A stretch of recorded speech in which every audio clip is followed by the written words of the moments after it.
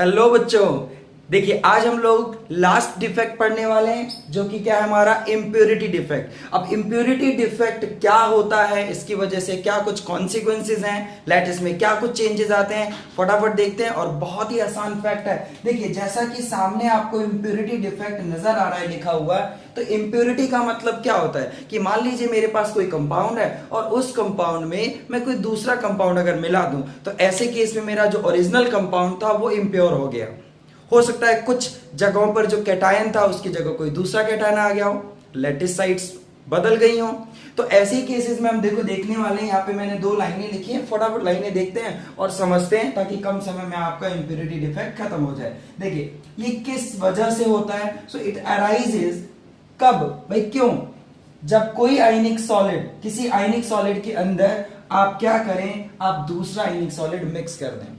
It arises when an ionic solid is mixed with another ionic solid. Say for an example, मान लीजिए कि sodium chloride का कोई lattice है, अभी इस तरीके से मान लेते हैं, और इस लैटिस के अंदर मतलब इस सोडियम क्लोराइड क्रिस्टल लैटिस के अंदर आप मान लीजिए पोटेशियम क्लोराइड मिक्स कर रहे हैं, ठीक है, मेल्ट करके दोनों को मिक्स करते हैं। तो ऐसा हो सकता है कि आप इस वाले सोडियम क्लोराइड को, इस लैटिस को इम्प्योर कर रहे हो, क्योंकि कुछ जगह ऐसी होंगी, जैसे मान लीजिए यहाँ पे सोडियम है, क्लोराइड, सोडियम क्लोराइड, इस तरीके से मान लीजिए ऐसे कुछ जगहों पर प्रॉपर अभी बनाएंगे, लेकिन आप इस तरीके से समझ लीजिए कुछ ऐसा हो। तो होगा क्या कि यहां से पोटेशियम आयन जो आएंगे जिन पे K+ चार्ज है, वो क्या करेंगे, कुछ जगहों से सोडियम आयंस को, कुछ साइड से सोडियम आयंस को रिप्लेस कर देंगे, जिसकी वजह से कुछ टाइम बाद आपका जो नया लैटिस बनेगा, जो सोडियम क्लोराइड का नया लैटिस बनेगा,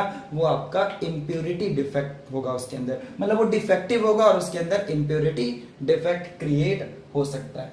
तो ये चीज बहुत अच्छे से समझ आई, क्योंकि जो आप सोडियम क्लोराइड में जो पोटेशियम क्लोराइड ऐड कर रहे हो, तो दोनों आयंस यानी आने वाला फॉरेन एटम, बाहर का एटम, और सोडियम आयंस दोनों की सेम वैलेंसी है। तो इस तरीके से अगर मान लीजिए एक पोटेशियम आया तो एक सोडियम वहां से क्या हो जाएगा, डिस्प्लेस हो जाएगा और उसकी जगह पे पोटेशियम आ जाएगा।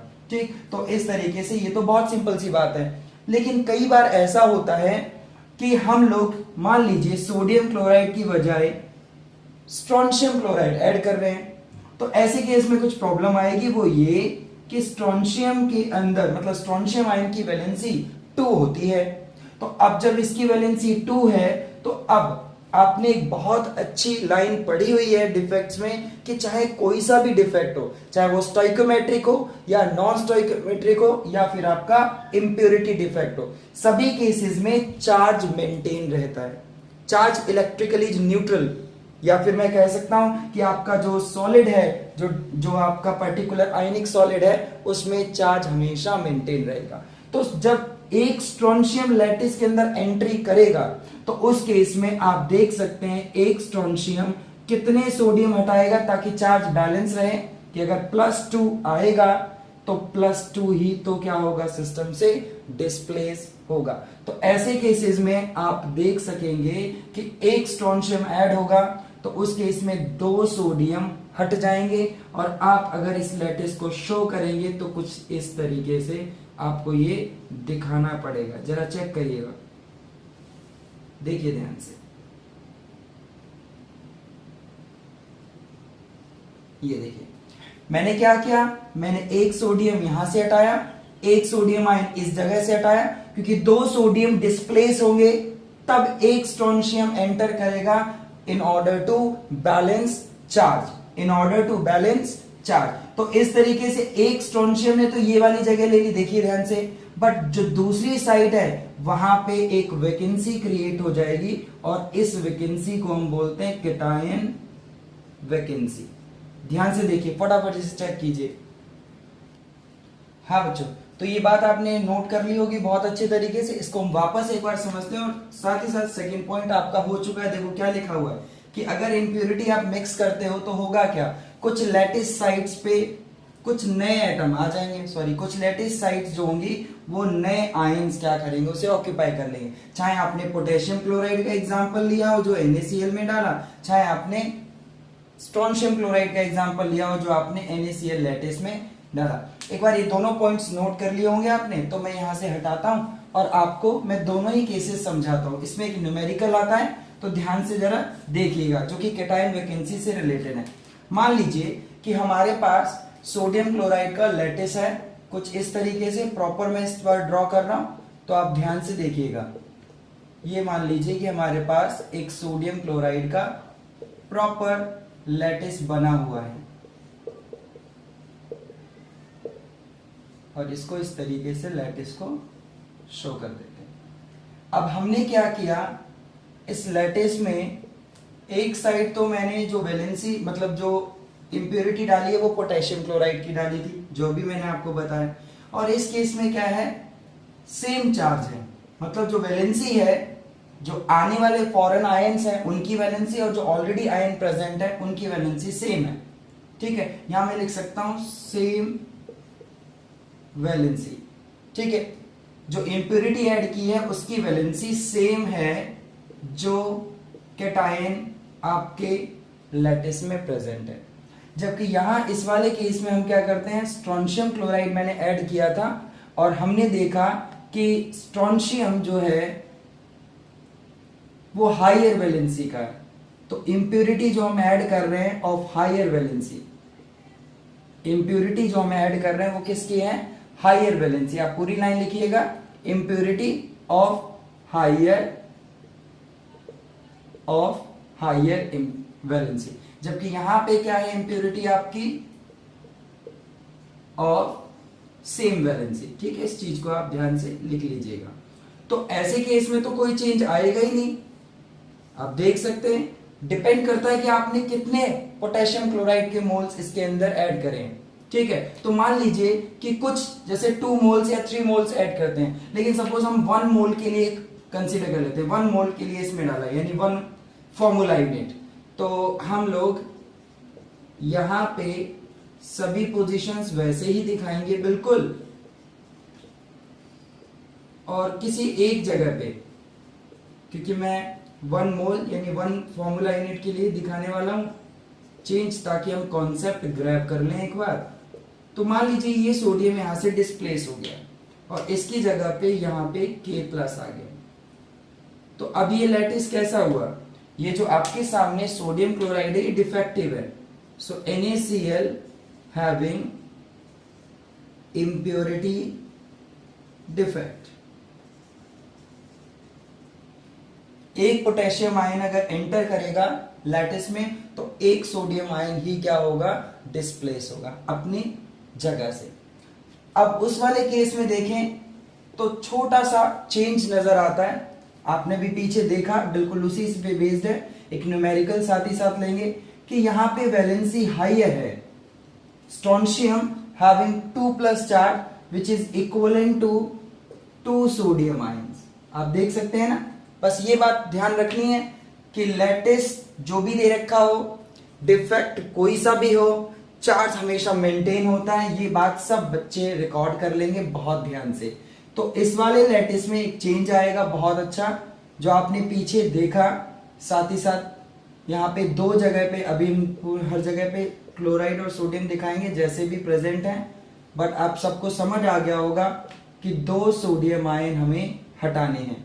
कितने सोडियम आयन हटाने हैं हमें, 2 सोडियम आयन हमें हटाने हैं और एक जगह खाली रह जाएगी।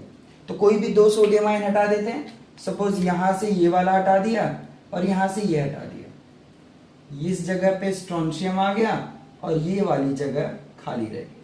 नाउ द क्वेश्चन अराइजेस कि सर ये तो बात चलो समझ आ गई कि इसे कहेंगे कैटायन वैकेंसी। अब हमसे कोई पूछ ले कि कितनी कैटायन वैकेंसी क्रिएट होंगी, तो डिपेंड करता है यानी कि number of cation vacancies created depends on amount of SrCl2 is added। यानी कि जो आप impurity मिला रहे हो, या मैं ऐसा भी लिख सकता हूं amount of impurity is added। जरूरी नहीं कि एग्जाम्पल में आप SrCl2 का ही एग्जाम्पल लें, आप इस तरीके से भी लिख सकते हो कि डिपेंड करता है कि कितना अमाउंट आप ऐड कर रहे हो। मान लीजिए एक फॉर्मूला यूनिट ऐड कर रहे हैं इस लैटिस के अंदर, तो वो एक ही कैटायन वैकेंसी क्रिएट करेगा। साथ ही साथ एक और अच्छा फैक्ट बता देते हैं कि जब इस तरीके से कैटायन वैकेंसीज क्रिएट होती हैं तो जो कंडक्टिविटी होती है लैटिस की वो बढ़ जाती है। ठीक है, इलेक्ट्रिकल कंडक्टिविटी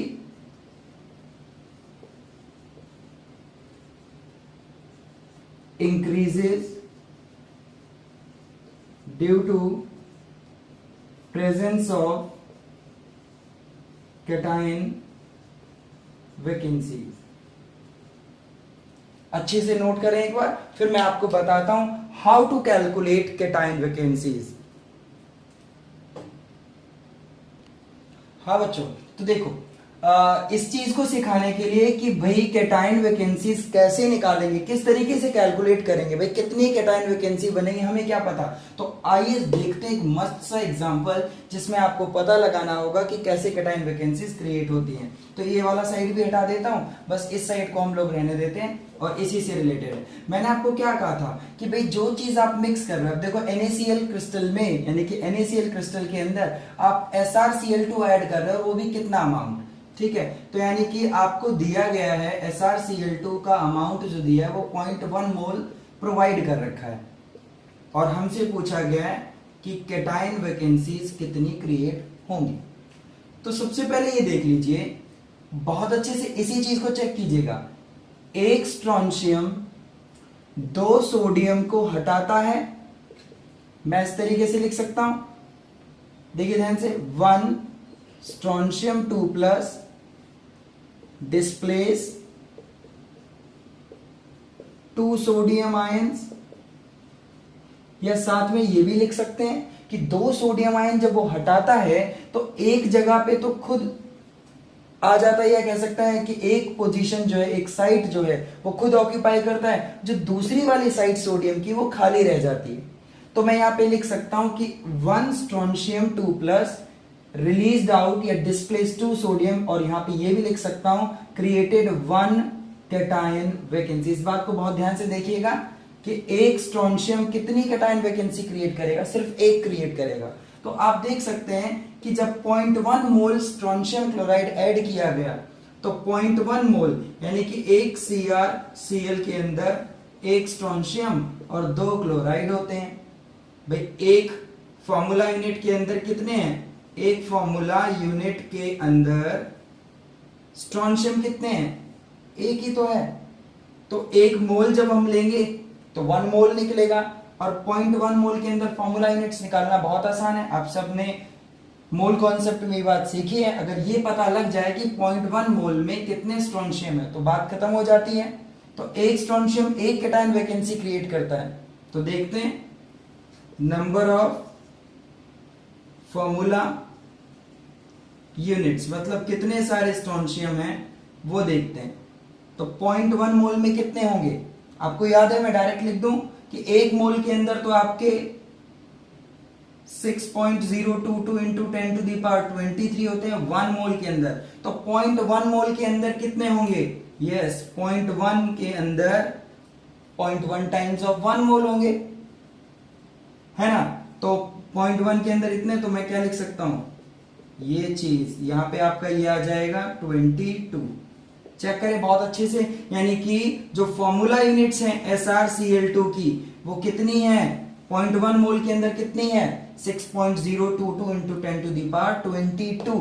और एक स्ट्रोंशियम जब एक कैटायन वैकेंसी क्रिएट करता है तो इतने सारे, जितनी फॉर्मूला यूनिट होंगी उतने ही स्ट्रोंशियम 2+ निकलेंगे। तो इसका मतलब हुआ कि नंबर ऑफ कैटायन वैकेंसी भी बराबर होंगी। आप आराम से एक बार ध्यान से समझिए इस बात को, बिल्कुल भी जल्दबाजी में कंफ्यूज होने की जरूरत नहीं है।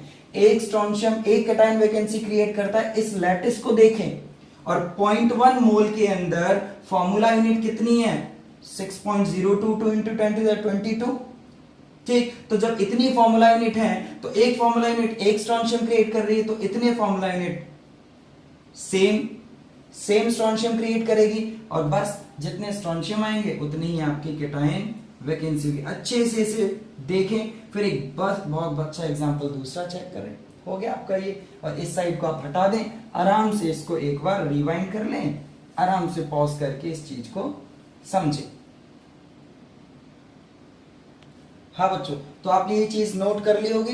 देखो बिल्कुल एक और दूसरा एग्जांपल सीखते हैं, इसी से रिलेटेड है। अब मैं ये हटा देता हूं, इसी से रिलेटेड है। देखो बहुत सिंपल, सेम एग्जांपल लिखा हुआ है बट थोड़ा सा चेंज किया, बहुत माइनर सा चेंज किया है। एक्चुअली एनसीईआरटी यानी सीबीएसई में आया हुआ है क्वेश्चन, और एनसीईआरटी में भी दिया हुआ है कुछ इसी टाइप का। यहाँ पे जो गिवन है सभी चीजें वैसे ही हैं, लेकिन थोड़ा सा चेंज है। जो इस बार SrCl2 का अमाउंट है वो 0.1 मोल ना लिखते हुए मोल % लिखा है, बस यहीं पे थोड़ा सा चेंज है। और आप सबको पता है, कोई आपके लिए बहुत बड़ी बात नहीं है। हम इस तरीके से इसे बदल सकते हैं, और सिंपल चेंज अगर करें तो ये आपका 10 टू दी पावर, यहाँ पे आपका ये 1/1000 यानी कि आप इतने मोल्स लिख सकते हैं। मतलब स्ट्रेट फॉरवर्ड देखा जाए तो स्ट्रोंशियम क्लोराइड के मोल्स की संख्या जो इस एग्जांपल में दी है वो कितनी प्रोवाइडेड है, 10 to the power -3 mole provided है। ठीक है, देखा आपने। तो अब बिल्कुल वही प्रोसीजर यूज करना है कि सर एक स्ट्रोंशियम 2 सोडियम हटाएगा और एक कैटायन वैकेंसी क्रिएट करेगा। तो एक स्ट्रोंशियम जब इतनी क्रिएट कर, मतलब एक स्ट्रोंशियम एक कैटायन वैकेंसी क्रिएट कर रहा है, तो हमें कितने के लिए निकालनी है, 10 की पावर -3 मोल के लिए। तो हो गया। सो 1 मोल ऑफ SrCl2 कितने क्रिएट करेगा भाई, एक क्रिएट कर रहा है तो एक मोल क्रिएट करेगा। सो 1 मोल कैटायन वैकेंसी, और आपके पास टोटल है कितना अवेलेबल भाई, 10 की पावर -3 मोल है ना। तो बस हो गया आपका 10 की पावर -3 मोल के लिए एक मोल की वैल्यू डाल दीजिए आप यहाँ पे 6.022 इंटू 10 टू द पावर 23, और इस हिसाब से ये भी हो गया आपका। तो क्वेश्चन तो सेम है, बट ये % से रिलेटेड अगर मान लो एक आप में से कोई भी कंफ्यूज हो जाए तो अब नहीं होगा। ठीक, तो इस तरीके से अब मैं आपको एक सवाल देता हूं क्वेश्चन, वो आप मुझे कमेंट बॉक्स में उसका आंसर दीजिएगा, और पहले आप इसे एक बार लिख लीजिए। हाँ बच्चों, तो ये जो सवाल मैंने आपको दिया है जरा ध्यान से देखना, सेम लैंग्वेज है बट यहाँ पे मैंने थोड़ा चेंज किया है। बस आप अंडरस्टैंडिंग अपनी इस जगह पे दिखाएंगे और कैटायन वैकेंसी सही कैलकुलेट करके मुझे कमेंट बॉक्स में आंसर देंगे। ठीक, बहुत अच्छा क्वेश्चन होगा, क्योंकि और डीप क्वेश्चन से रिलेटेड होते नहीं है। तो इंप्योरिटी डिफेक्ट में क्वेश्चन बहुत आसान है, स्ट्रेट फॉरवर्ड हो जाएगा। और अगर आपको वीडियो मेरी आज की अच्छी लगी हो तो प्लीज एक लाइक तो बनता है, साथ ही साथ अपने दोस्तों के साथ इसे शेयर कीजिएगा और सब्सक्राइब कर दीजिएगा।